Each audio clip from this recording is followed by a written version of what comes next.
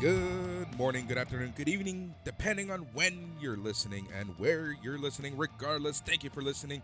The show is NXT Talk, where we talk about all things NXT 2.0, and boy oh boy do we have a lot to talk about. It was a interesting week, interesting episode to say the least, but without further ado, we're your hosts. I'm Boris, and as always, I am joined by Matt.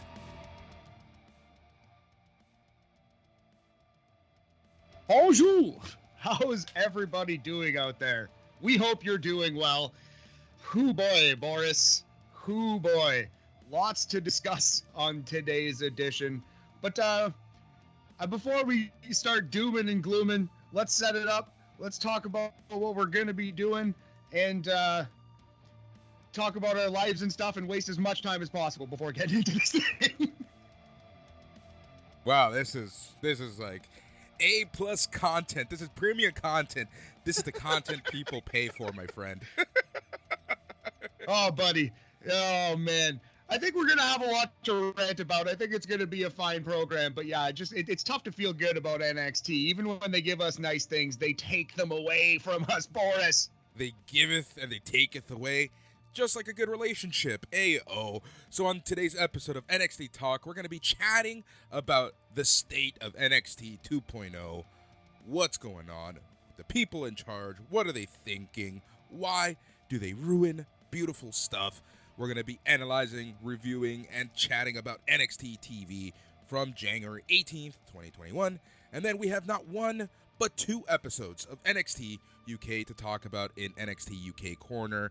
It is a jam-packed show with jam-packed discussions. And you know what? I'm going to love every second of this because I am not driving the analysis part. Today, Matt's going to be driving the front seat. Jesus, take the wheel. Because I needed a day off. I wanted to just enjoy the show. I've been super busy, between the flagship show, midweek markout. We have NXT Talk today. We have BAM tomorrow. We're going to figure out Friday Rampage. And then back to the flagship show. It's just a busy day, man. Just a busy week. I can't, Boris needs to rest. Serenity now. Absolutely, man. No, that's totally fine. I'm glad to do it.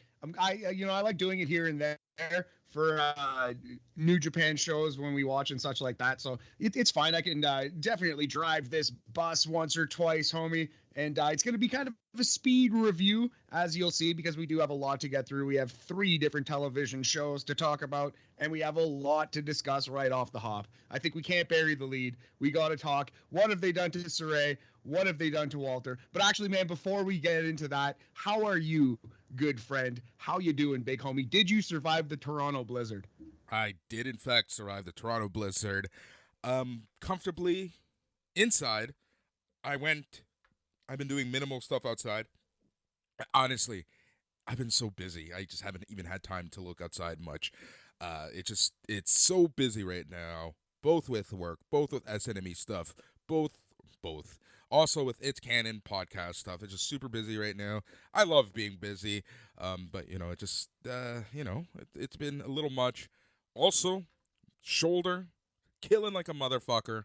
That's my one F-bomb for this show, but I used it in the right spot. Actually, during our NXT discussion, I'm pretty sure we'll drop a few. But honestly, man, my shoulder's been in pretty rough shape.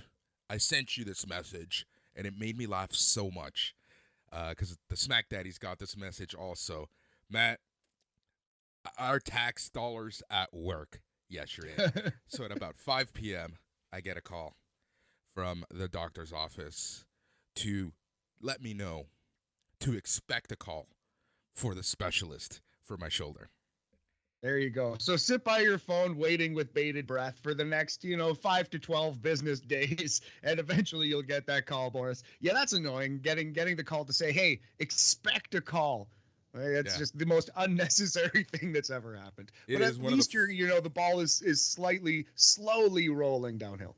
yeah, slowly, but so is my pain tolerance. No, it's it's the scary. Here's the scary part. It's feeling a little better in the grand scheme of things. I have days where I don't feel it at all, but then I have days where it just kills like a mofo. What I'm concerned about at this point is that the clavicle is actually healing and repairing itself, and then it won't heal or repair itself properly, and they're gonna have to break it again. Oh, yeah, that would be terrible. Hopefully, that's not exactly what's happening. Maybe they'll just be able to sling it and it'll kind of put it back in position. Yeah, who knows, man? But yeah, hopefully they get you in there soon, brother. Sorry to hear that, but yeah, man, all you can do is wait, and it's a tough time with this whole COVID situation. We all know what the deal is. Sucks, brother. I'm really sorry. Yeah, no, it's all good, man.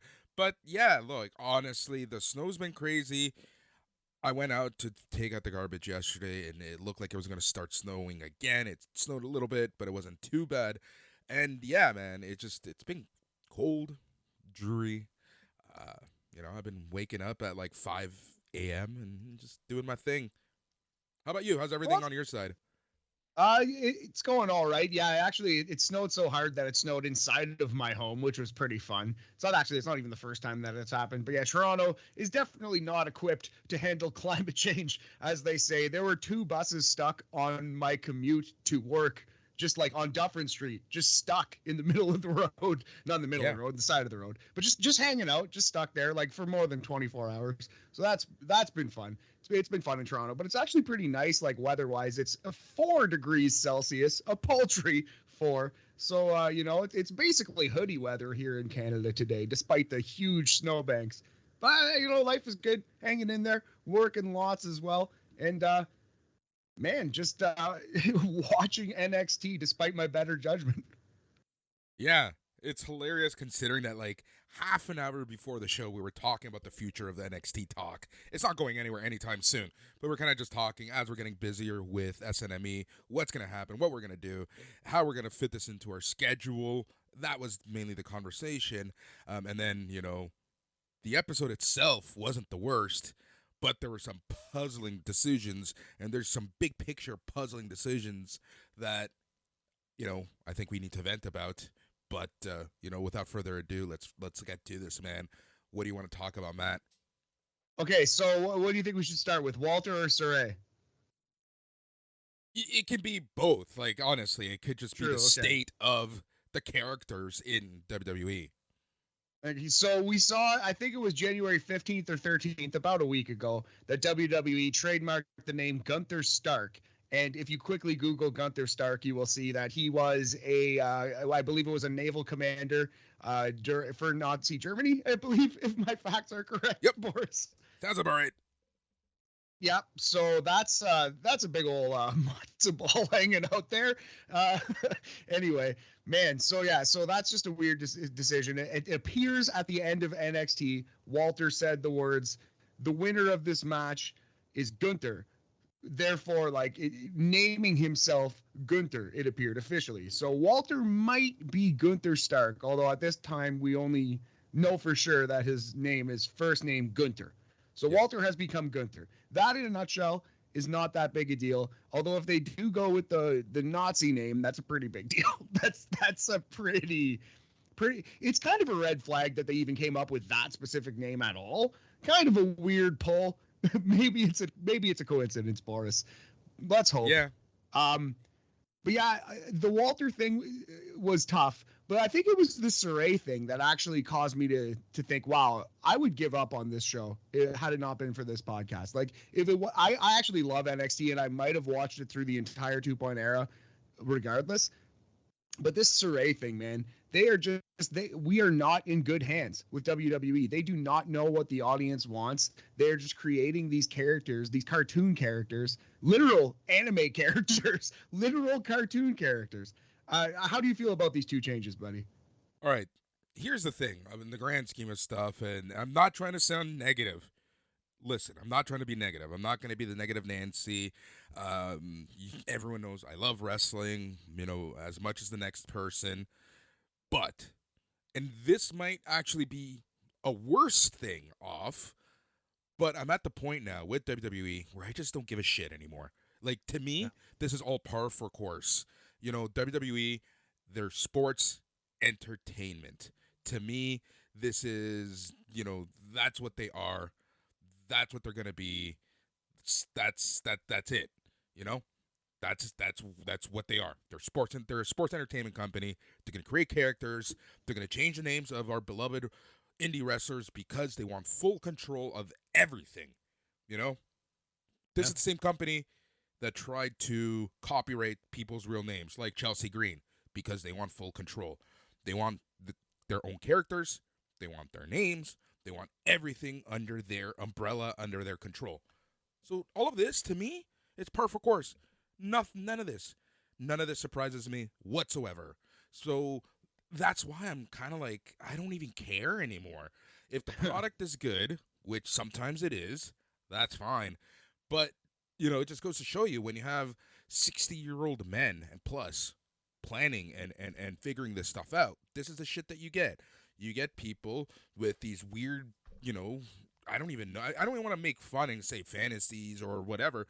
These weird characterizations of what they think we want based off of race, based off of whatever. That's the part that kind of disturbs me a little more. But again, I don't care. And that's a really weird state to be in, where I'm watching this stuff. I see the arguments in various chats that I'm a part of. I see people completely shitting on stuff on the boards, and I don't care. It's like, it's par for course, and I think that's a lot more dangerous than being angry, than trying to Yeah. defend them, than trying to be angry. I'm at the point where I just don't care. You don't expect any better from them. And for some reason, I had a little shred of that hope left in me, Boris. That flame was not quite dead until I saw Sarray with a magic necklace being portrayed as a literal schoolgirl, like wearing a schoolgirl's uniform with pigtails and huge glasses, talking about like her magic necklace from her grandmother. It's just, oh man, if they want to get the youth, if they're looking for a younger demographic, like 20 years younger even than us, that's totally fine. But you're not going to get youth by bringing in adults and having them pretend to be children. That's absurd. You're going to get young people by doing cool shit on TV. You need cool characters who are being cool. You know what I mean? And some kind of social media presence would greatly help for sure. And I'm sure they're trying with like the Wendy Chews of the world and stuff. But they're completely out of touch. Doesn't even begin to describe it, man. It's beyond parody. You can't even make fun of it anymore. It's just insanity. They're doing the things that we joke about. Like, they're not going to actually turn Walter into a Nazi. They're not going to actually turn Sarray into a literal schoolgirl with like a Sailor Moon character. But it's just, that's where we're at. And for some reason, I did expect a little better. Maybe it's just like residual goodwill for NXT that I have left in my heart because I remember like 2015.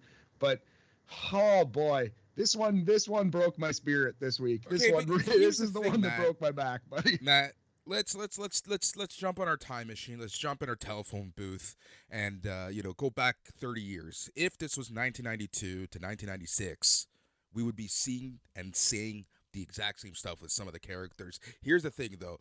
Someone like a Bastion Booger, and those types of characters. Even the Berserker, Waylon Mercy, even though he had a possibility, but like the Berserker stuff, wrestlers like that. Yeah. They had no hope in getting over, but you would think that 30 years later, we, especially after the Attitude Era, where Vince McMahon flat out said, "We're done pretending to treat you guys dumb. We're done with creating these fantasy characters, right?" And 30 years later, this is where we're at again. This is literally these old men creating characters for themselves, thinking that this is what they want. And to me, that is the biggest disappointment, because this is what they think we want. This is what they think we want to pay for. This is what they think we give a shit about. And again, like, yeah, I'm pissed. I think it's dumb. I think a lot of this is going to fail in the grand scheme of stuff, but I don't care. Yeah, like that's completely fair, homie. I respect that you're at that point. And I think after this episode, I'm officially at that point too. And I was there with Raw and SmackDown, and I should have been there long ago. I should have been there in September when this change first happened. But for some reason, I was really trying to find the good. And I feel like we've been probably the most positive NXT podcast that you could possibly find out there on the internet about NXT. Honestly, like go listen to Brian and Vinny review NXT, and they tear it apart, and it's funny, and you know what I mean. But I think they're not fair a lot of the times. But I think we're being totally fair right now in saying that this was a disaster. The Sarray thing, especially because Walter is a goofy name in and of itself. Guenther, you can argue is as goofy. It's no less or more goofy, maybe. If he's just going to be Guenther, that's fine. He's so incredible in the ring that if you put him in a wrestling ring against anybody, he will get over, and that's just that. But like this Sarray thing, man, they just ruined this wrestler. This is not what she signed up for. This is not what she signed up for. She did not join Triple H's NXT expecting this character, you know, and I'm sure she would not have come over. I shouldn't say I'm sure, but I bet she would not have come over had she known that this was going to be her fate. Same thing with Kushida. Having said that, you know, we've been praising Stardom and a lot of Joshi wrestling lately. Have you seen some of those characters? It's totally fair, but it's different because I don't trust Bruce Pritchard and Vince McMahon and John Laurinaitis to have the nuance, to have the like ability to understand that culture. They're not in it. You know what I mean? Like I think that they're just doing it because they've seen it on television, you know? Like no, dude, this is the thing, right? And I'm not even saying let's wait and see. All I'm saying is that whatever they do, we'll talk about it. What I like, I like. What I don't like, I don't like. Fair enough. At this point, I feel like we're just going to go through the motions with NXT 2.0 because this is developmental. And we've talked about this before. I'm going to say this again. I'm super interested to see how they call these wrestlers up. Are they going to call these wrestlers up with these characters? Or are we going to see what we saw with the Triple H brand where they would completely repackage them into something, right? Like remember, dude, John Cena. Can you imagine if John Cena came up as the prototype? No, actually, I couldn't. Well, he kind of almost did, but yeah, no, because the prototype was mostly heel. But yeah, man, no, it's a really great point, and I'm sure a lot of these guys will get changed. Maybe Braun Breaker will get his real last name back. Who knows? Probably not his real one. He's not going to be Braun Rexsteiner. Exactly. So like, you just never know exactly what's going to happen with these call-ups, right? And again, I'm not trying to defend them. This is like we've seen this before. This is all par for course. It is absolutely stupid. It's embarrassing. I hate the fact that we're even talking about this stuff. But like I say, I don't care enough to like even say anything else at this point. That's fair, man. But I'm just, yeah, I think we're both in the same point. Your soul has been crushed, and my soul just got crushed this week by this new character of Sarray. But yeah, man, it's just the fact that it even invokes any memories of like 1995 and like Freddie Joe Floyd and TL Hopper and stuff like that is cause for concern. It's not great. It's not great. No, for sure. And that's the thing, right? Like, it brings back some horrible, horrible memories about a lot of stuff. And it's just scary that this is exactly where we're at again. And it's just like, I just don't know. I just really, really don't know what to do anymore. All right. Well, having said that, I think we covered it. And let's get into this show because we got a lot to discuss. So we're talking NXT 2.0 TV from January 18th. 2022. The show opens with LA Knight pulling up in a nice car. Not a car guy. I couldn't tell you which brand it was, but he runs into Andre Chase and the blonde-haired geek of Chase University, who Boris is officially named Bodie Hayward. Yeah, sure, whatever. LA Knight promo, it's pretty good. Knight has the crowd behind him with his catchphrases. He's got the yeah, and he's got the let me talk to you.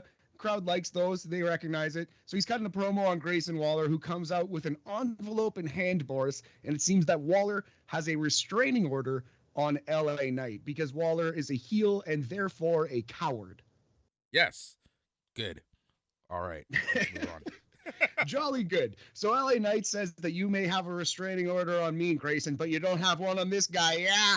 And then out spooks Dexter Lumis crawling from under the ring, and we're getting Grayson Waller versus Dexter Lumis coming up next after this commercial break.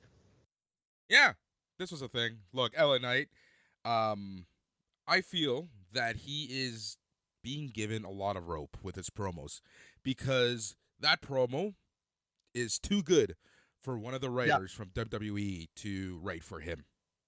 I 100% agree with that. I believe it. I think he's kind of doing his own thing. You can tell he's got his LA Knight promo, he's got his LA Knight delivery, and yeah, man, they might suggest lines, they might suggest like jokes, but I think it's mostly him kind of driving the bus. And this is what we're talking about NXT. It's easy to hate the big picture because they make some awful dumb decisions, but this promo was actually really good. It was a good start to this television show. I've seen many worse WWE promos to start a show. Yeah. Waller, dude, if there's anyone who's been kind of like a shining star in NXT, it has been Grayson Waller. We've literally seen him just evolve into this mega heel, this guy who wants to be heel. He's not trying to be a cool or a cool heel. He wants heat. He wants to be hated. He goes out there for the booze, and I think he gets his jollies up. He gets a partial chubby getting booze. It's graphic, but I can't all the way disagree, Boris. He is certainly going for the booze, and it's succeeding. Grayson Waller has a small chance of being like most improved / breakout star kind of guy for 2022, for sure. Yeah, until they change his character to like the Outback Steakhouse guy. You could like literally Australian Survivor, like he's literally a woodsman from Australia. Wasn't one of what's their tag team name? Didn't they just have that character and the guy recently got released? Oh yeah, yeah. What was it, TM3K or something? What were their names? TM35. The mighty don't like fall. I forget. Yeah. Those they had their moments. I remember seeing them wrestle live in Toronto and being pretty impressed by them. Yeah, they had a very good match. Didn't they win? No, they lost or won the Dusty Cup. I don't remember. Yeah, I believe they lost the Dusty Cup to the Authors of Pain in Toronto. What a time to be alive. Dude, sipping lean and nearly died. When we talk about these shows that we've been to years ago, we're only talking like 5 years ago, and it feels like forever. Like Authors of Pain. Dude, Shinsuke Nakamura, Samoa Joe was the main event of that show. Man, well, DIY versus Revival versus FTR. Yes. 3 AEW wrestlers potentially. Bobby Roode versus Ty Dillinger opened the show. That was a really good match, too. Arguably the best match of the Perfect 10's career. Sean Spears, the chairman. Oh, that was a good show. Oh, let's just do a podcast about that show instead. Hey, that's an idea for the new show. Yeah, so yeah, well, we're gonna let right into the action, although we didn't do that at all. But yeah, so they go right into the action. There's no official time on this match because it started during the commercial break. Dexter Lumis versus Grayson Waller. And it's funny, we're just reminiscing about the black and yellow brand. The ropes are blue now. Black and yellow is officially dead, gone, buried, Boris. Well, I will say they're probably blue because of the Dusty Cup. Well, that's actually maybe a good call. I can see that for sure. So yeah, this one goes about 10-ish minutes. It went through a commercial break and started in a commercial break. So you only got like 5 or 6 minutes of the 10 minutes. I'm digging some of Grayson Waller's new offense.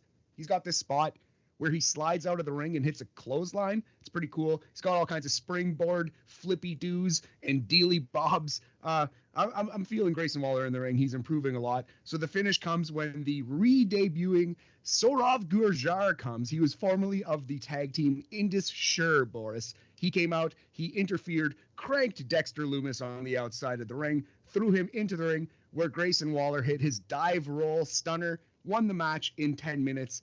And yeah, he's got a bodyguard, Gurjar, now the insurance policy for Grayson Waller. Yeah, like pretty bad match. Not the best. You know, it was not without its charm, but at the end of the day, very green Grayson Waller versus Dexter Lumis, who is not very talented. He's a great character, but not a great wrestler. Exactly, and this is exactly kind of what I expected. Now, it's what I did find intriguing, and I want to bring up now, is did you notice that they have kind of reconfigured the Performance Center a little bit? Yeah, actually, it seemed like the crowd was a little bigger.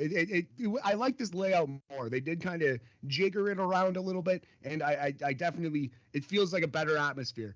Feels like a Right. more lively crowd. Feels like there's more people on top of the action. I like it. Good change. Yeah, it's great until someone dies because number one, those glass barricades, those plastic barricades, someone's gonna go through one and a fan's gonna get injured, or someone's going to break something when they try for a dive because there's barely enough room for Malcolm Bivens to walk around the ring now. Like it's crazy how close the barricades are to the ring.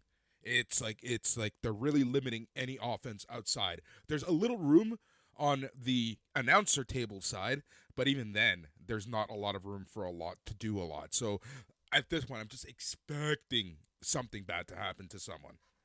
That's actually a really good call. Yeah, I hadn't noticed that, but it's very smart point that you bring up there, Boris. Hopefully that doesn't happen. I wonder if it's on purpose to kind of distract the dive possibility for wrestlers. Like I wonder if they want that.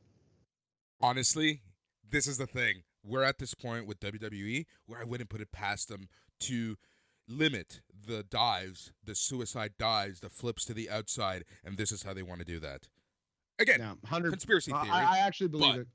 But whatever. I put nothing past this company at this point. That's kind of deep conspiracy, but it stands to reason at least that might be a thing that they're thinking. Anyway, so yeah, we didn't really come up with the rating system du jour, but let's do it on the fly and rate this match 2 Guenthers out of 5, Boris. It is a slight fail, but a decent effort by Grayson and Dexter Lumis. Yep. And I love the fact that we were going to say the exact same thing for the rating system, and I would have rated the match the exact same way. It was cool in the sense that Grayson Waller's improving, but at the end of the day, it wasn't a good match. But I guess the entire match's point was to set up Waller getting a bodyguard. Yeah, absolutely. Which it did. Super cool. Fine. They got from point A to point B. I didn't regret watching it. I will never watch it again. So next up, we had footage of an online angle from the weekend where Walter was bullying Malcolm Bivens, got into it with Bivens. Of course, Roderick Strong stood up for him, setting up our main event this evening. We also had an awesome little hype video for the Dusty Classic, Boris, singling out Idris and Malik as 2 guys to watch. They really got the push there, kind of telegraphing a finish later in the evening. Yeah, that was a thing. It sure was, buddy. It sure was. Next up, we had match number 2, first round of the Men's Dusty Cup 2022. The Creed brothers, Brutus and Julius, versus Cowboy Time, Brooks Jensen and Josh Briggs. Cowboy Time. I love that name. We're going to start using that. Yeah, this match I thought was tough.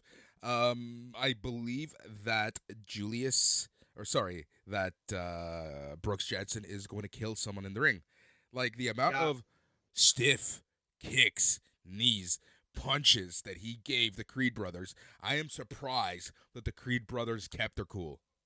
Yeah, he hit Brutus with a pretty brutal knee in this match. Yeah, definitely. We said before that Brooks Jensen was among the worst wrestlers we'd ever seen when he first, or I said that when he first showed up. He's improved a lot from that standard. He's not like nervous and tripping over his own feet, but he is hitting people real hard. And it's fake Brooks Jensen. We'll figure it out though. He's a bull in there. He's like a bull in a china shop. Hopefully we'll figure that out. Let's just say this. I would not put him in the Royal Rumble with Brock Lesnar.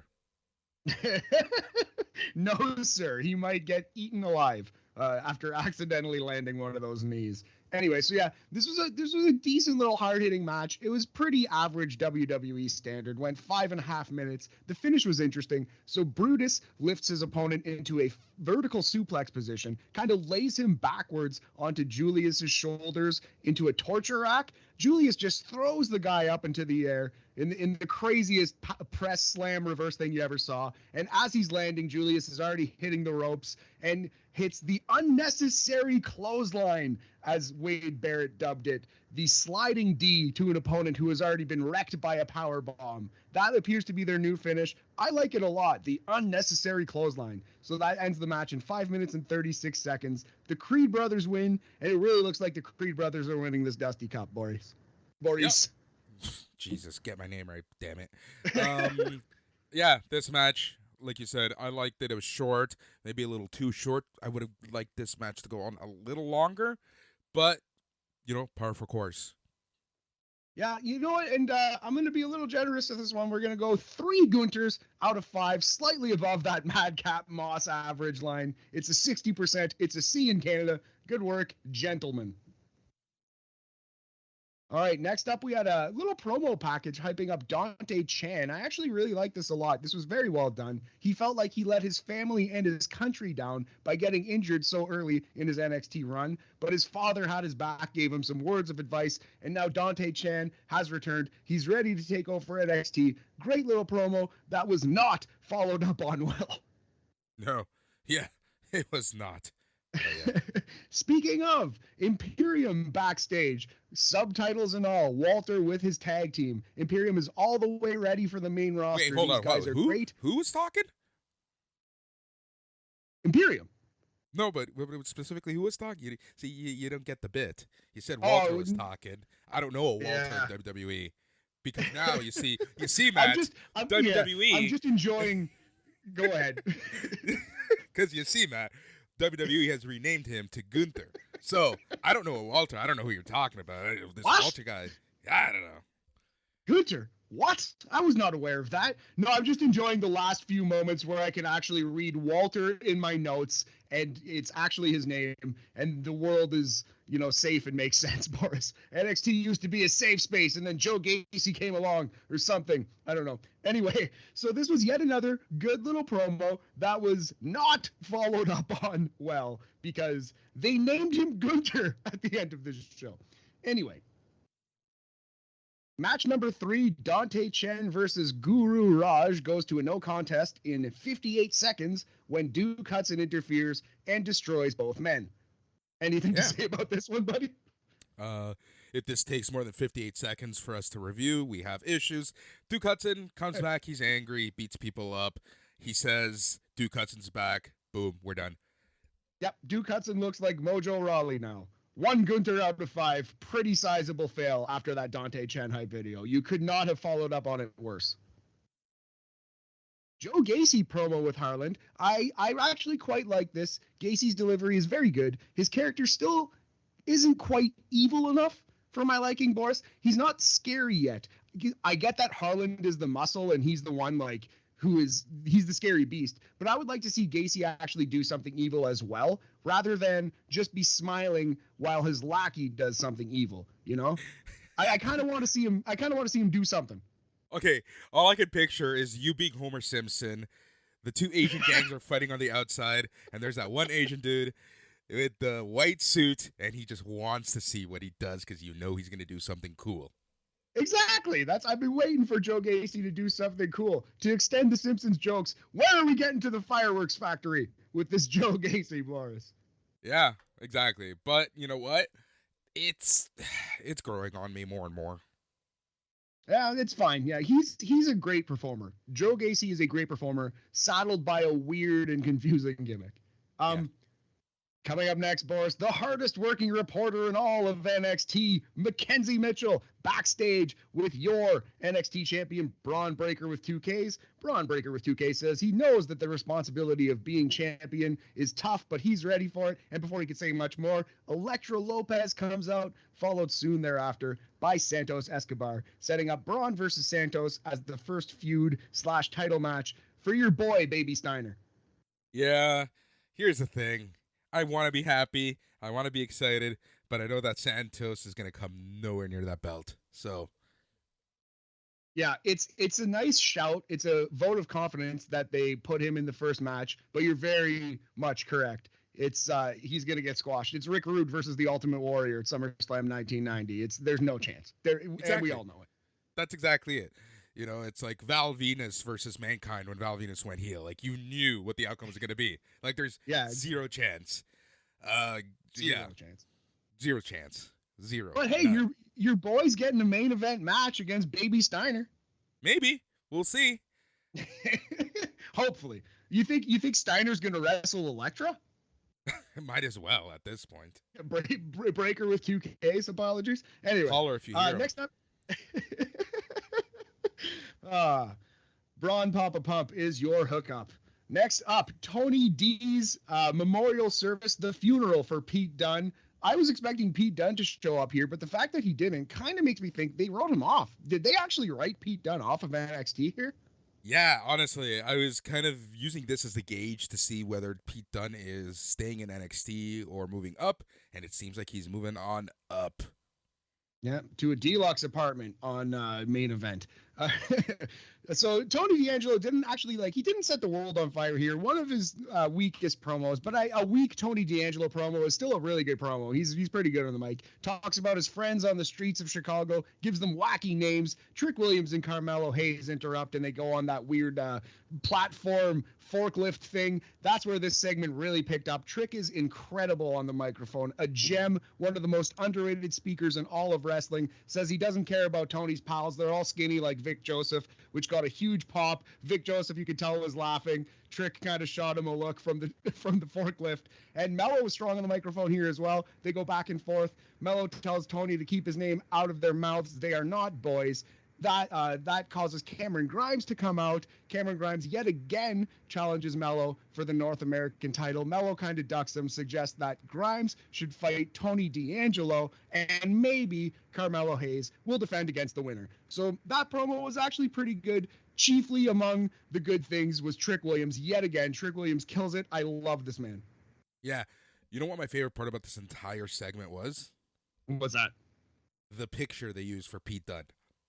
Yes. At the end of the great call, they used a great, hilarious picture for Pete Dunne in the memorial service, and this led to Cameron Grimes smashing it over Tony D'Angelo's head at the end of this segment, which I actually liked because it was a small little cardboard picture. Tony D'Angelo wasn't selling it like death. He was selling it like he was frustrated that he got embarrassed, and he was selling his jaw from the punch that Cameron Grimes hit. So I actually really like that. Tony D'Angelo, he understands it. He gets this wrestling business. This was a very good segment, man.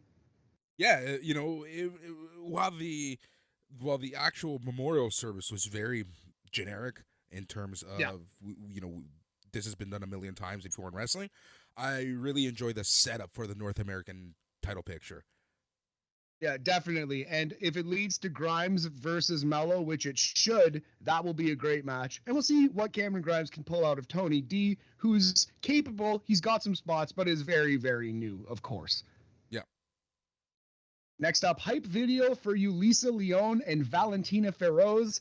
This one didn't land with me at all. This felt very scripted. Didn't feel like real people talking to us. It felt like, scripted performers performing dumb lines on television. It was nice to see how excited Valentina and Yulisa were to see their own hype video because they got a promo immediately after. They seemed to be just glowing, just beaming. That was actually really nice to see. Dakota Kai interrupts, doing her crazy character. More terrible scripted garbage. I didn't like this at all. It sets up Dakota Kai versus Yulisa Leon later this evening, Boris. Yep.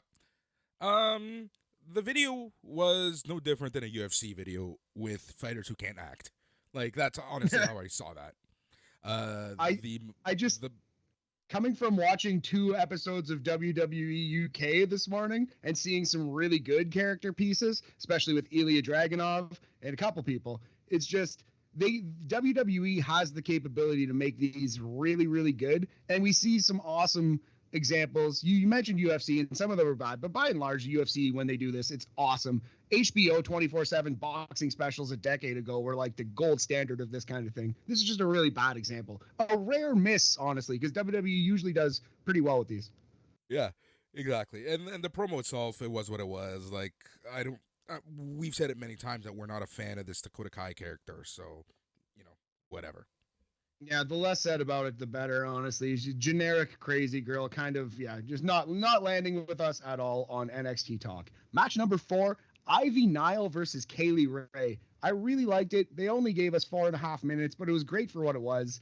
she trade Ivy Nile pretty damn good. She trades strikes, submissions, and suplexes with Kaylee Ray right up to par with her. She actually, I loved her little nifty leg DDT situation. It's almost like a famouser, but she drops it head first into a DDT. It's basically the rocker dropper that Marty Jannetty got sued for, almost killed a man with. That's neither here nor there. After 4 minutes of pretty good action, like I want to see it again. Your NXT Women's Champion Boris Mandy Rose jumps onto the apron. Kaylee Ray is distracted. Something. Ivy Nile reverses a KLR bomb for the win. Not a clean win, but an actual 1-2-3 shoulders on the mat.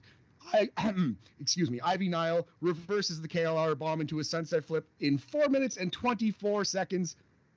Pretty good match for what it was, buddy. Yeah, no, honestly, I feel like WWE knows that this is a match that can go a long time and be very good. So I kind of feel like they teased us with this match, right? Like, this is a match that should be on a takeover. This is a match that needs to be on a pay-per-view. There's no reason why this match is on NXT TV. I think, like I said, we said it last year. This is the year of Ivy Nile. Yeah. It seems like, big things in 2022 for Ivy Nile, and she's ready. She's really good. I said she was like the poor man's Layla Hirsch at one point, but I think I might have to reverse that. Layla might be the poor man's Ivy Nile. Yep.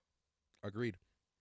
So I'm going to go slightly above the Madcap Moss line for this one as well. A solid 3 Guenthers out of 5. 60%. C in Canada. Tip of the cap to you, ladies. Good job. Post-match, Ivy Nile dips, just pieces out of town. Toxic Attraction beat down Kaylee Ray 3-on-1. But who should make the save but Persia Parada and Indy Hartwell? That's going to be a women's trios match next week. Toxic Attraction versus Persia, Indy, and KLR. I'm really looking forward to that match. I hope they give them time. But in this new era of WWE, they're going to probably get 5 minutes max. If we're lucky. If we are lucky. Oh, next up was the Sarray video package. What the fuck? That's it. That's all you need to know. Yeah.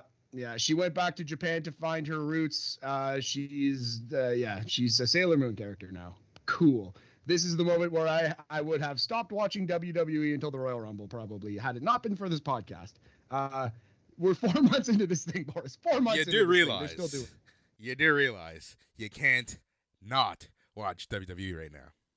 No, I know. That's why I'm saying, and I'm glad to bring these podcasts to you. I'm glad to be in the position to bring you some thoughts and some entertaining analysis, hopefully. But yeah, man, holy crap almighty. God, oh, Lordy. Anyway.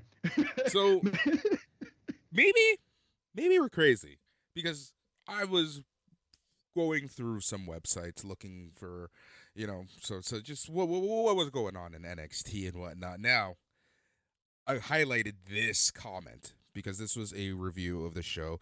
I'm not going to say what website it is, just because. And the reason why I'm bringing this up is maybe we're too critical, maybe we're crazy, or maybe this person's crazy. And I quote, "Wow, that was actually really good. Ever since Sarray debuted, I've been criticizing her for being very bland and generic. The dark hair schoolgirl look really works for her over the happy to be here babyface look.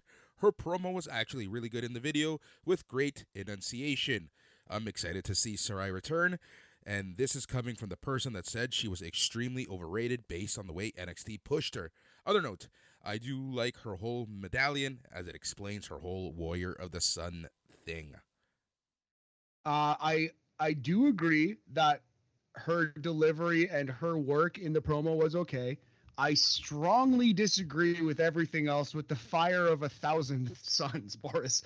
With the fire of 1,000 warriors of the sun. I could not disagree more. I think that is insane. Insane. Right. But hey, everyone's entitled to their opinions. I needed to highlight this one. Again, it's all subjective, and here we go. I do not know who wrote that, nor do I seek that information. Speaking Please don't ever tell me. Subjective, this next segment is total bullshit. Do you want to just take it? Do you want to just take it from here, buddy? Not at all.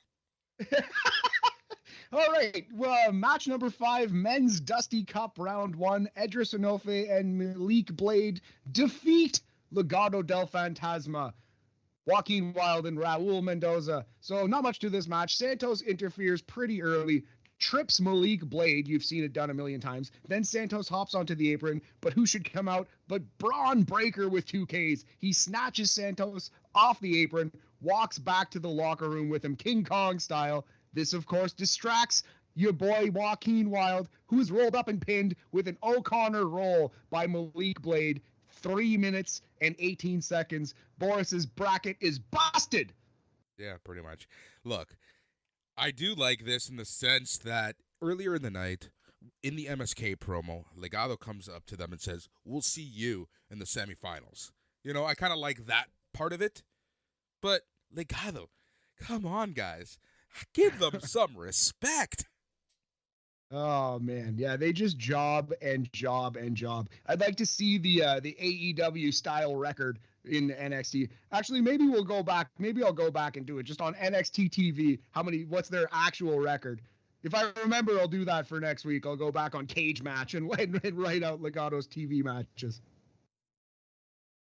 So yeah, 3 minutes of this one. It's a really tough match to rate. Let's go 2 Guenthers out of 5 because even 3 minutes of Legado has some merit, but it was not a good wrestling match. It is 3 minutes of basic nothingness. Yeah. Yeah. So Blade and Inoue advanced to the semifinals, Boris. Well, they will face the winners of MSK versus Jacket Time. Oh, I hope it's Jacket Time, just for the lols. Just for the lols. All right, next up, Malcolm Bivens cut a really good promo on Walter, on WALTER, Walter, hyping up the main event, which was Walter versus Roderick Strong. Malcolm Bivens remains a treat. We are lucky to have him on our television screens. Walter.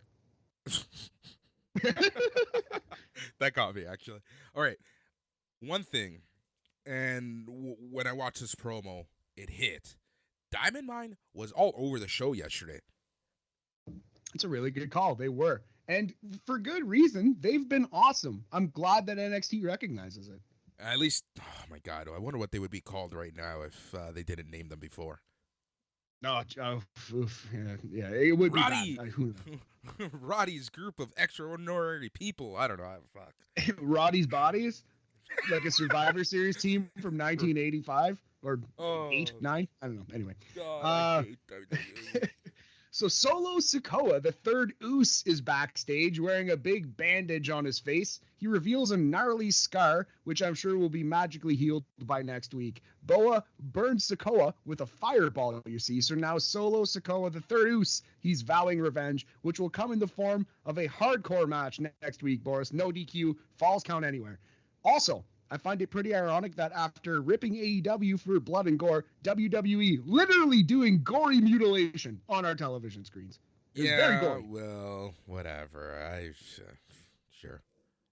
The third Oos has been mutilated in a gory fashion, Boris. I'm pissed off is what I am.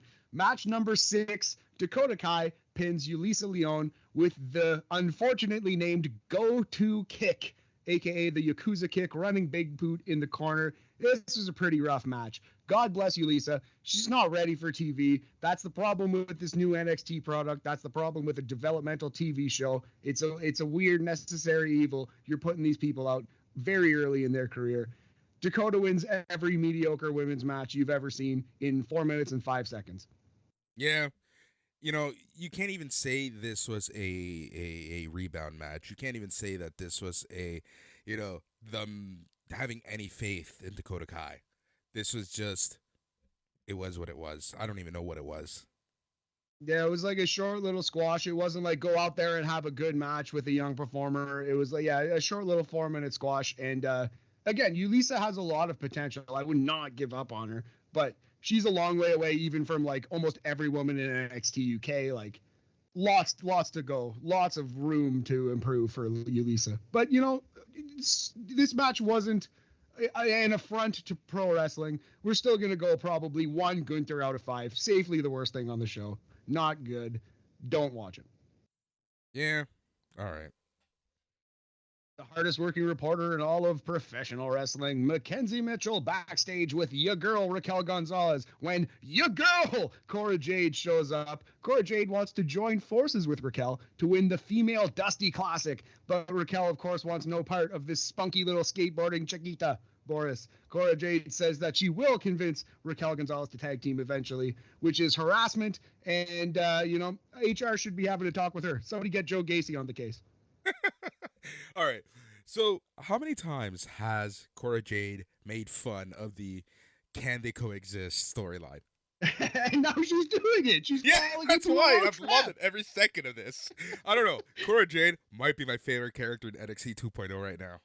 That's so awesome to hear you say that. I wish I could have played that clip for you 6 weeks ago. You would have shot in your drawers, Boris. You did not have any time for Cora Jade. But, it's good to have open minds and to be fair. I did the same thing with Jordan Devlin in UK. I think that's good, homie. It shows maturity and growth. I'll show you maturity and growth. Moving on. Match number 7. Speaking of HR. Yeah. Oh, geez. Yeah. Well, another a potential HR bomb here. Walter pins Roderick Strong with a power bomb in a great 12 minutes and 16 seconds. Unfortunately, the story is the post-match, for better or worse. Let's quickly talk about the match itself, which was awesome. Hard-hitting, strong style wrestling, Boris, between the big bully Walter and the world's smallest bully, Roderick Strong. How is it possible that Roddy's slaps looked more devastating than all of Walter's? They sounded more devastating, too. He was getting a real good sound on Walter's face and chest. And the crowd was awesome. Like, honestly, what I'm really liking about NXT right now is the crowd now is buying that this isn't total shit.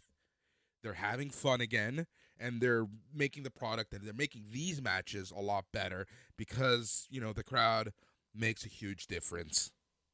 100%. They were all the way in this one. Loved the story of this match. It was basically a wolf fighting a bear or something. I don't know. It was like, the speedy wolf running in and out, attacking from the outside, using his quickness and positioning to overcome the size advantage. And then the big bear would swing his paw once and knock the wolf halfway across the ring or forest or whatever. Boris, this was awesome. I really love this match. I like this style battle. And I feel like Walter's best matches happen against smaller wrestlers. It doesn't work as well when he's in there with a huge guy. He wrestles awesomely against these smaller guys. So really, really good match.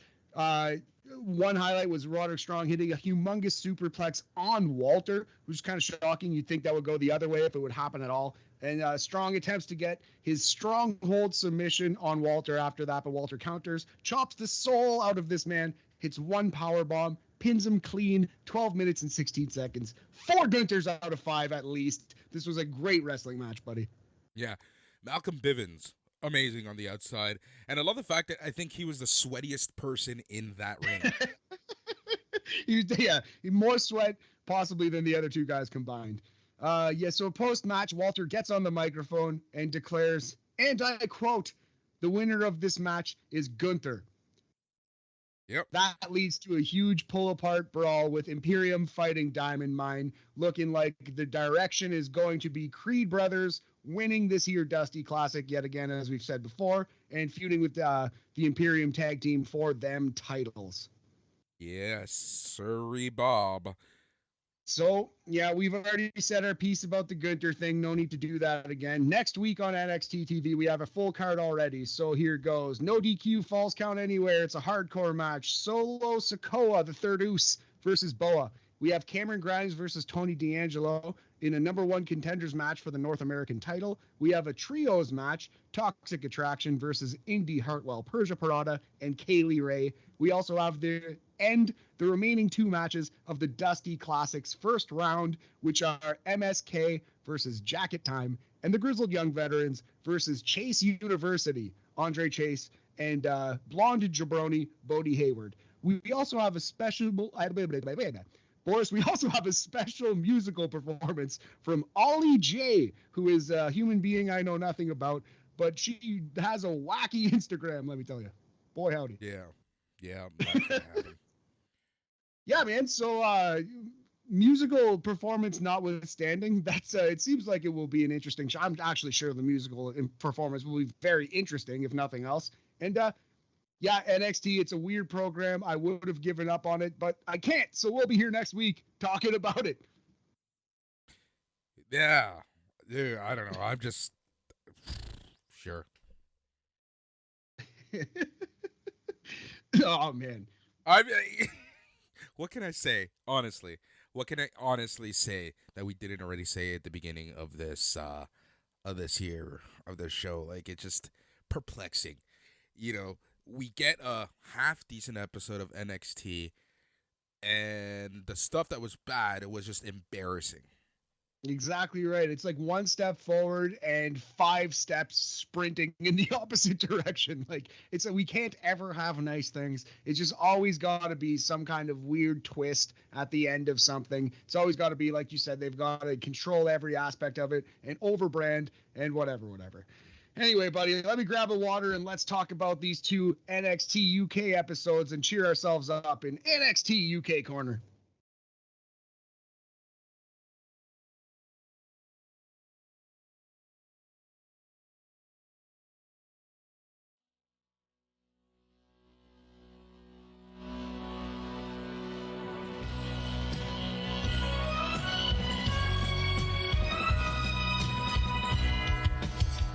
All right, it is time for NXT UK Corner here on NXT Talk, where we talk about the single best show that Vince McMahon doesn't know about in WWE. Yes, 2 episodes coming at you today. We're talking about the January 6th and January 13th, 2022 editions of NXT UK. We're going to speed review them. Boris, you saw the first one we're talking about. You didn't see the second. And let me tell you, you missed a banger on that show. We will get to it, though. NXT UK remains in a good place. Their character videos are awesome, and they always have probably a very good to great match every single week. So watch the show if you're not, guys. No, for sure.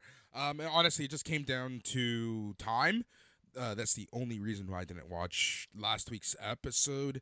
I honestly had it queued up about 4 times, and every time I was about to start, somebody bothered me. Nah, hey man, these things happen. Like, you feel no shame for missing your show here and there, buddy. You do a lot. You work your arse off. It's all good. I definitely don't mind picking up the slack here and there. Hey, I don't have to do it very often anyway, buddy. So you don't have to apologize at all. Just a general statement. Watch NXT UK. In no time was I apologizing. Very good. Fair enough, brother. All right, moving on. Let's start this show. This is the January 6th. 2022 edition of NXT UK, starting with NXT UK Tag Team Title #1 Contender Tournament semifinal. Boris, it's a mouthful. Ashton Smith and Oliver Carter versus Symbiosis, Primate, and T-Bone. Really strong tag team match. I was pretty shocked by this. Oliver and Ashton have improved a lot. Yeah. This was a very good match. I really enjoyed this in the grand scheme of things. I think that Symbiosis, I've never really been a huge fan, but they're really starting to grow on me as well.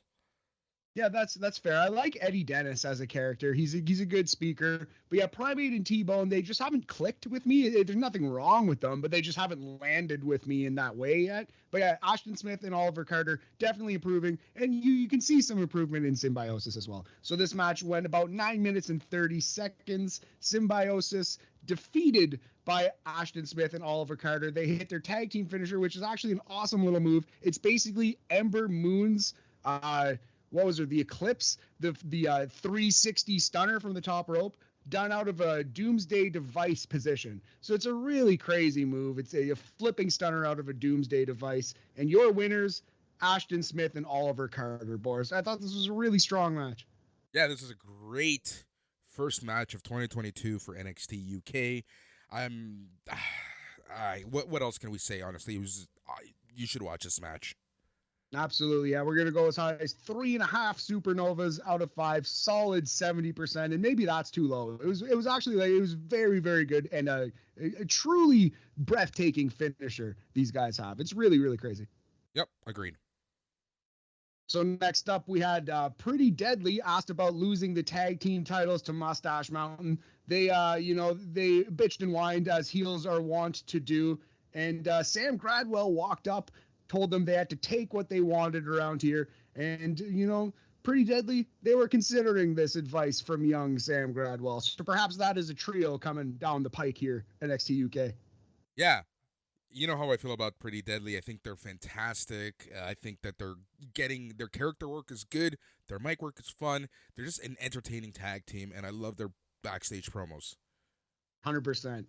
Then we had a fabulous character video on Ilya Dragunov talking about his family, talking about his training regimens, talking about Jordan Devlin insulting his family and how much it meant to Dragunov to, avenge that horrible misdeed. So this was great stuff. I'm sure it's somewhere out there on their social media. If it's not, they got to get off their arse and put it on there. Watch this video, Ilya Dragunov character piece from January 6th, NXT UK. Awesome stuff. Possibly the best promo I've seen all year.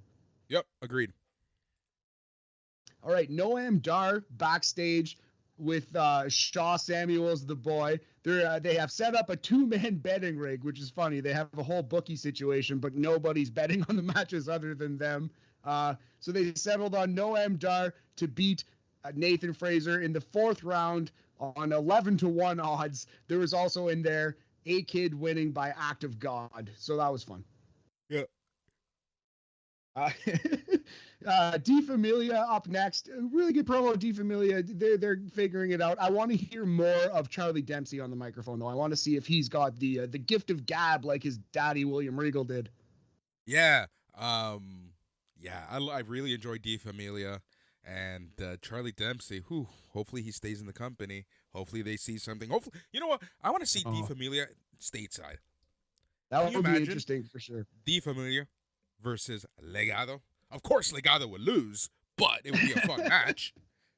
I could imagine that. I think you fantasy booked that one before, Boris. That's the one you've I'm going to keep saying it. I'm going to keep saying every episode until it happens, until Santos Escobar gets pinned clean. Speak it into existence, yeah. But yeah, I forgot about that. William Regal is gone. What's going to happen to Son of Regal? Oh, no. Yep. Who knows? All right.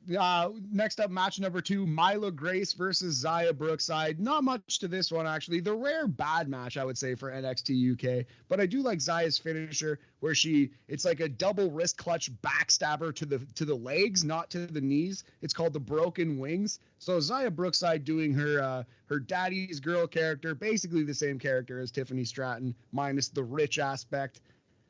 It was all right. It wasn't. I don't want to insult it too badly. I would still go 2 supernovas out of 5. It's slightly below that Madcap Moss line, Yep, agreed. I think that's a very fair rating. It was okay, nothing outstanding. It was generic. Here's the thing. I think that we kind of hold NXT UK matches to a certain level. And yeah, we might. That's why, the Madcap Moss line tends to be a little higher with NXT UK because you rate this match against the Dakota Kai match from last night, It's way better. It's way better. Yeah, it's at least on that Madcap Moss. So you know what? That's a really good point. Maybe I did underrate this match a little bit. It wasn't that bad. But, it was in this product, in this environment, maybe made it look a little worse than it was. So moving on, Amel interviewed at the Performance Center talking about her amazing video package and her inspiring story. We had, I actually didn't recognize the baby face that came in and told her that her story was inspirational. She didn't mean to interrupt her promo, but she just wanted to say thank you and your story was inspirational. We then saw Ginny interfere to say that she very much did want to interrupt. It was a pathetic sob story, and she was not impressed. She has to catch her limo. Stevie Turner then looked on, said that Ginny had a point. Amel, for some reason, attacked Stevie Turner, but not Ginny, and we're setting up Amel versus Stevie Turner on a show to be named later. Yep. That'll be a good match, I think. Yeah, and I'm digging the Amel versus Ginny feud. 2 talented performers. They can both speak. They can both wrestle. I'm very excited to see where that goes. I'm really enjoying Amel's new character. Like ever since they really started focusing her, they did that character piece. I think she feels comfortable with what she's doing now. I think she's found a character she can portray, and let's go to the moon. Exactly. She basically was Ginny's character before. She was like the sassy, spoiled, like fancy rich girl, and that didn't suit her. She is a baby face. She told her story, and it was brilliant. It was so well done. So I love where they're at. Yep. Video package for Walter versus Nathan Frazier next, setting up the main event of the January 13th show. Walter said that he was making his last stand in NXT UK, but he will always be the ring general, and he will always be Walter, then, now, and forever. That is a quote, Boris. That is a quote. I'm pissed off as well. I know.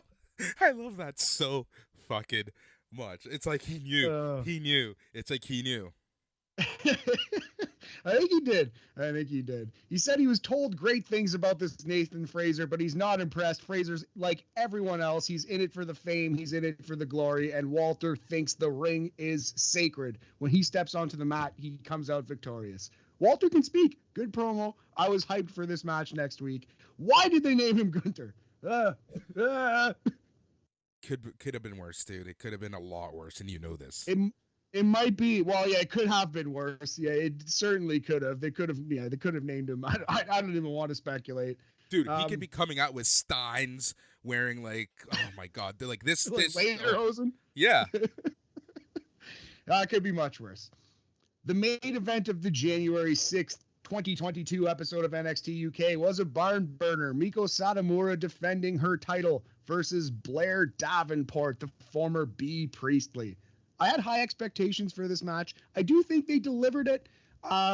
It wasn't as good as the absolute classic Meiko versus Kaylee Ray title defense where Meiko won the title, but I think it was Meiko's best match since that match. Yes. This match was good.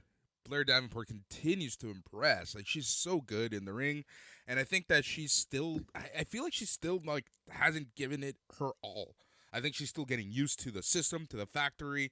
I think that she still has, I don't want to say this like she has ways to improve, but I think she just needs to feel a little more comfortable in the system. Yeah, that's 100% fair. I think that's exactly right. Having said that, still a very good match. We're going to go as high as 3 3/4 supernovas for this one, Boris. A 75%, a B+ in Canada. The finish of this one, Blair Davenport goes for her Falcon Arrow finisher. Meiko Satomura evades it, goes for the Death Valley Bomb. Blair Davenport turns that into a sunset flip, but Meiko Satomura reverses the sunset flip. 1, 2, 3 in about 13 minutes. Really strong wrestling match. Good main event. The best thing on this show was probably Dragunov, but I would hear an argument that this was the best thing on the show too. Yeah, agreed. All right, so that was the January 6th episode. Let's keep this train moving. January 13th, 2022 episode of NXT UK, starting with the number 1 contenders tournament for the tag team titles, Dave Mastiff and Jack Stars versus D-Fami, Tioman, and Rohan Raja. This one shocked me. Dave Mastiff and Jack Stars win the match in 9 minutes and 23 seconds when Gallus interferes. Distraction finish. So we are setting up a Gallus versus D-Fami feud here, boys. Also, D Familia, they tend to be the legado of NXT UK. They get screwed all the time. That mid-card stable in WWE is a dangerous position. Like the mid-card heel stable, like the League of Nations, like the Core, like all of these jobber stables in the past that just lose a lot, you know? Did you just call Charlie Dempsey a jobber? Unfortunately, in a roundabout way, I think I did. I hope he doesn't hear this because he will stretch me real good. I would like my shoulder blades to stay intact, please. I would like what's left of my shoulder blade to stay somewhere, wherever it is. Well, if you need someone to break your collarbone for you, you call up Charlie Dempsey. You can probably do it for free. Dude, a baby can break my collarbone at this point. Oh, no. Boris, how are we going to have a tag team match versus Brian and Vinny if your collarbone can't even hold up? Oh, we're just going to have to put some WWE on TV. They'll be complaining so much that we just do a schoolboy roll-up and that's it. The distraction finish, WWE on the big screen. I love it. All right, so yeah, we had a couple video packages here. One highlighting Blair Davenport versus Meiko Satomura. I think I actually forgot to mention that Davenport attacked Meiko after the match. That feud must continue. Pretty important. Sorry about omitting that, but there it is right there. And then we had a video package from the perspective of both Dragunov and Devlin. They're both telling their stories, and we're going to see a title match in 2 weeks on NXT UK TV. That's going to be great. So excited for that one. Yeah, same here. I think Devlin, obviously he's not going to win, but I think this is going to be like, one of those matches that we just have all eyes on. Yeah, I do agree. I think it's going to be a fantastic match, and it's way too early to take the belt off Dragunov. So agree on all counts, buddy.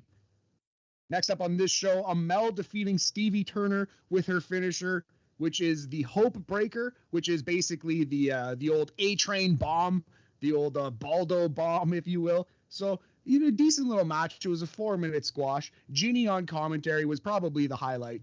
Amel's really good in the ring, too. But Ginny's actually fabulous. She's a fabulous character. She's really gotten it. She can speak in an eloquent and entertaining way. And I was kind of blown away by Ginny on commentary. She did an excellent job. I would say go back and watch this show for that, if nothing else. Also, the main event of this show is awesome. Yeah, exactly. Just listening to this, I want to listen to Ginny. Yeah, do it. Ginny has done great character work in NXT UK over the past few months. I hope she makes it stateside as well. A couple segments in a row here before the main event. What do you think they would call her? That's a really good We should question. play this game. What are they going to call these wrestlers? Bride of Guenther? Matilda? Ava Braun? I don't know, man. Whoa! Whoa! Whoa! Whoa! Whoa! Whoa! Whoa! Yo! Oh my God! All right, moving on. There were a couple segments before this game. So Pretty Deadly. Monica with a K. Gisela. Suzanne with 2 N's. Christina with an I. I like how you're just not letting me move on. Oh, good stuff. This is why I need to lead, because I get so distracted. I kind of like it. We can't do this every week because the podcast would fall apart. Mia. Once every 4 to 6. Julia. Emma. Anna with 2 N's. Anna with 1 N. Leah with Lea. All right. Just go, please. I'm cutting you off. I mean, that's enough. You need to leave. You're drunk. Go home. Anyway. All right. So moving on. Pretty Deadly backstage complaining to Sid Scala about Sam Gradwell calling them stupid. Maybe we won't be getting a little reunion. Maybe Pretty Deadly are quite angry at this Gradwell. So we're getting Deadly versus Gradwell and a partner of his choosing next week. But of course, Pretty Deadly being dicks, they claim that Sam Gradwell has no friends and it should be a handicap match. Did I say Ella or Mila just yet? Ella, there hasn't been an Ella yet in wrestling, I don't think. What's funny is that this website that I'm on, so these are the traditional German boy names. The first one, Walter.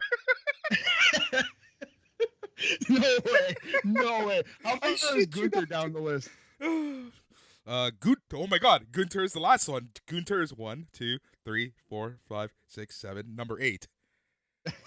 There you go. Backstage, A-Kid and he could have been called Hans Stark. That's worse. That's somehow, well, is it worse because the name that he has actually did belong to a Nazi? So I don't know. Is it worse? Or Klaus? Is it better? Who knows? He could have been Klaus. We have a backstage. We have a vignette with A-Kid and Noam Dar talking about their upcoming NXT UK Heritage Cup match. This was a really good promo. Again, NXT UK knocks it out of the park with these character vignettes. Really made you want to see this match, which is coming up very soon. Next week, the 20th of January, which is, it might be the day that you're listening to this show, in fact. So if you have the means, there's going to be an awesome Heritage Cup match on NXT UK on Thursday. A-Kid versus Noam Dar. Anja. This is it. It's going to be Anja. Ginny's name is going to be Anja. Anya? Anja. Anja? Do you pronounce the J? I'm for it. That's as good as Ginny. That's not that bad a name. I like Bridget? Anya. I can see Brigitte? that as a wrestling name. Amel interviewed backstage. Ginny walks in, calls her weak and pathetic. They brawl. Another ember in that flame. That's going to be a good match as well. Yeah. That's actually going to be a really good one. Yeah. Ginny, man, again, like, all joking aside, I really want to see her stateside. Same. Know, I was nervous with KLR, but I think they actually like her, and they're doing something with her. Yeah, she's in 4-minute matches, but what woman isn't at this point, right? I would say that Ginny has more of a chance to succeed stateside than KLR. Now, KLR is a better wrestler, more talent, but Ginny has a more traditional look, and she's a way better promo. So I think that she's got more of a chance to succeed if she would ever come over. Yep, 100%. Next up, the main event of the podcast, the main event of the January 13th episode, Walter versus Nathan Frazier. Walter's last stand, 14 minutes of goodness. It's Walter versus Ben Carter, who was the hottest name pre-pandemic in like 2019 on the indies for like a couple months there. And his momentum has certainly stalled in NXT UK, but I'm telling you, he's still having really good matches all the time. This chief among them, a great performance by young Nathan Frazier, a great performance by Walter. You knew what this match was going to be if you've seen a Walter match before, but guess what? What that is great all the time. Absolutely awesome. This is kind of, if Walter were to wrestle Seth Rollins, it would look a lot like this. And the announcer said the same. Like, Frazier has a lot of that Seth Rollins in him. Yeah. At this point is when Walter faces Seth Rollins. Absolutely. Yeah. So I would say a great main event, 4 supernovas out of 5. Watch this wrestling match for sure. Walter's last stand in NXT UK, it delivered. And coming up on NXT UK on the 20th of January, we have Noam Dar versus A-Kid for the NXT UK Heritage Cup, and Pretty Deadly versus Sam Gradwell and a partner of his choosing. On January 27th, 2 weeks from now, UK title, Ilya Dragunov versus Jordan Devlin. Boris. Yeah, dude, that match is something I'm really looking forward to. Like I say, we know the outcome. I'm not going to let it kind of put me down in terms of expectations for this match, but I think they're going to have a banger of a match. NXT UK, honestly, yeah, I didn't watch last week's episode, but continues to be the #1 WWE show every week. Yeah, if you have 15 minutes to kill, man, I would definitely check out that main event. And if you have 20 minutes to kill, watch Ginny on commentary as well. Yep. Or you mean Therese? Tamara? Sabrina? Sabine? Ava. I mean Ava. Nadine. I can see her being called Nadine. I actually used to date a girl named Nadine. I also knew a girl named Sabinka. Anyway. Interesting. She could also be a Lorelai or a Louise. Katarina. Are you just going to close the podcast naming off names? This is exactly what I'm doing. Anyways, we're going to be back on BAM. I will be a little more concentrated. This is honestly my break. So I'm just having fun chatting, wrestling with Matt. So tomorrow on BAM, we have, quite a few stuff to talk about. We're going to be chatting about MLW and that debacle of a show. We're going to be chatting Impact and that impressive show. We're going to be chatting Terminus and that show. And we're going to be previewing, on the wrestling side, GCW at the Hammerstein Ballroom, which is this Sunday. And I'll be covering that for Slam Wrestling. And then on the sports side, we're going to be chatting some NFL. And we'll figure something else out. Yeah, we're going to be talking about the NFL playoffs. Boris, I think you're going to be doing basically what I did today and running the show on the wrestling portion of BAM, because I haven't seen much of that. But I'm definitely going to be there helping preview GCW The World from the Hammerstein Ballroom. We'll definitely be checking that show out. And maybe I'll try to watch Terminus as well before tomorrow night. Exactly. So that's all, man. All right. So remember, and then on Friday, we have the Old Fucks All Elite Weekly. On Saturday, you got not uno, but dos shows. Show #1, The Smack Daddies are back, talking all things SmackDown. And then you're going to get some form of myself, Matt, and Mike talking all things Rampage. And on Sunday, we're going to get another subset of myself, Mike, and Matt on the flagship show. And then we're going to be doing it all over again. He's Matt. Yeah. I'm Boris. Goodbye. Yeah. There's Anke, Bertina, Brigitte, Carla, Caroline, Dorothea,